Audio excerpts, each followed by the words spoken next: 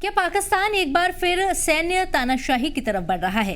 क्या पाकिस्तान का नया फैसला आने वाले सालों में पाकिस्तान की राजनीति की दिशा तय करेगा? इस वीडियो में हम बात करेंगे पाकिस्तान के सेना प्रमुख जनरल सैयद आसिम मुनीर की उस हैरान करने वाली पदोन्नति की, जिसने सिर्फ पाकिस्तान में ही नहीं बल्कि पूरे दक्षिण एशिया में बहस छेड़ दी है।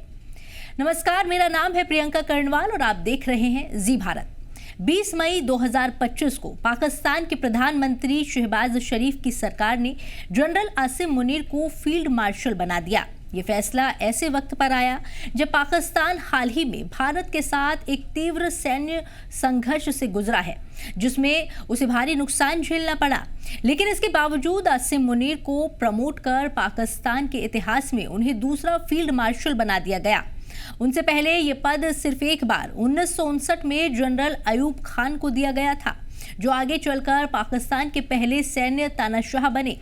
फील्ड मार्शल का पद पाकिस्तान की सेना में सबसे ऊंचा रैंक है। इस पद पर पहुंचने के बाद रिटायरमेंट की बाध्यता खत्म हो जाती है, यानी अब आसिम मुनीर मरते दम तक इस पद पर बने रह सकते हैं।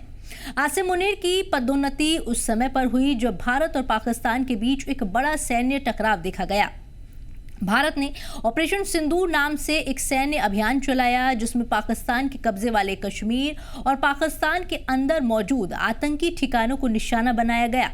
रिपोर्ट्स के अनुसार भारत ने इस ऑपरेशन में 9 आतंकी अड्डों को नष्ट किया और 100 से ज्यादा आतंकवादियों को मार गिराया, जिनमें मुंबई हमलों का मास्टरमाइंड मसूद अजहर का पूरा परिवार भी शामिल था। इस हमले के जवाब में पाकिस्तान ने ड्रोन हमले करने की कोशिश की, जिसे भारतीय सेना ने नाकाम कर दिया। इसके बाद पाकिस्तान ने अपनी फतेह 2 मिसाइल लॉन्च की, जिसके जवाब में भारतीय वायुसेना ने केवल 90 मिनट में पाकिस्तान के 12 से ज्यादा एयरबेस को भारी नुकसान पहुंचाया। पाकिस्तान की सरकार ने माना कि इन हमलों में 13 जवान मारे गए, लेकिन असल मौतों की संख्या 100 से अधिक बताई जा रही है। ये पाकिस्तान की सेना के लिए एक बड़ा झटका था। इस सैन्य पराजय के बाद आसिम मुनीर को फील्ड मार्शल बनाए जाने के फैसले ने पाकिस्तान के अंदर भी काफी विरोध खड़ा कर दिया है। सोशल मीडिया पर लोग पूछ रहे हैं, आखिर हार के बाद इनाम क्यों? ये एक ऐसे जनरल को देश का सबसे ऊंचा सैन्य सम्मान देना है, जिसके नेतृत्व में सेना को इतनी बड़ी शिकस्त मिली। कुछ लोगों ने सोशल मीडिया पर मजाक उड़ाते हुए कहा कि आसिम मुनीर फील्ड मार्शल नहीं बल्कि फील्ड मार्शल है, यानी असफल जनरल। कुछ ने उन्हें बंकर में छिपने वाला जनरल तक कह डाला। भारत में जन्मे और अब भारतीय नागरिक बन चुके गायक अदनान सामी ने भी इस पर चुटकी ली और सोशल मीडिया पर फिल्मी क्लिप के जरिए तंज कसा। राजनीतिक विश्लेषक भी सवाल उठा रहे हैं कि किसी भी लोकतांत्रिक देश में इतनी बड़ी सैन्य हार के बाद सेना प्रमुखों को हटाया जाता है, लेकिन पाकिस्तान में उन्हें प्रमोट कर दिया गया। अब सवाल उठता है कि क्या पाकिस्तान फिर से अयूब खान वाले दौर की तरफ बढ़ रहा है? इतिहास पर नजर डालें तो अयूब खान ने भी 1959 में खुद को फील्ड मार्शल घोषित किया था। उससे पहले 1958 में उन्होंने मार्शल लॉ लागू करवाया था और पाकिस्तान के पहले सैन्य तानाशाह बन गए थे। उस दौर में पाकिस्तान बार बार प्रधानमंत्री बदलता रहा, कोई सरकार टिक नहीं सकी और अंततः सेना ने सत्ता पर कब्जा कर लिया। अयूब खान का दौर पाकिस्तान में सैन्य प्रभुत्व की नींव बना, जो अब तक कायम है। अब जब आसिम मुनीर को भी वही पद मिला है, तो लोगों को वही इतिहास दोहराता दिखाई दे रहा है।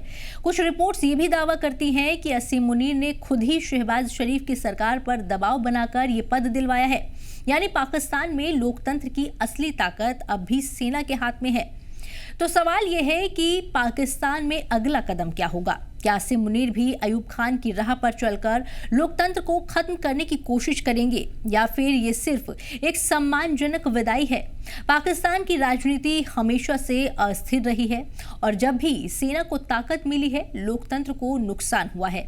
फिलहाल इतना तय है कि भारत के साथ टकराव के बाद पाकिस्तान में असली जीत भले ही भारत की मानी जा रही हो, लेकिन असली शक्ति अब भी जनरलों के पास ही है और फील्ड मार्शल की ये पद उन्नति सिर्फ एक प्रमोशन नहीं बल्कि पाकिस्तान की राजनीतिक दिशा को तय करने वाला कदम हो सकता है। आपका इस पूरे मामले पर क्या कहना है, हमें कमेंट सेक्शन में जरूर बताएं। मिलते हैं अगले वीडियो में। धन्यवाद। जी भारत।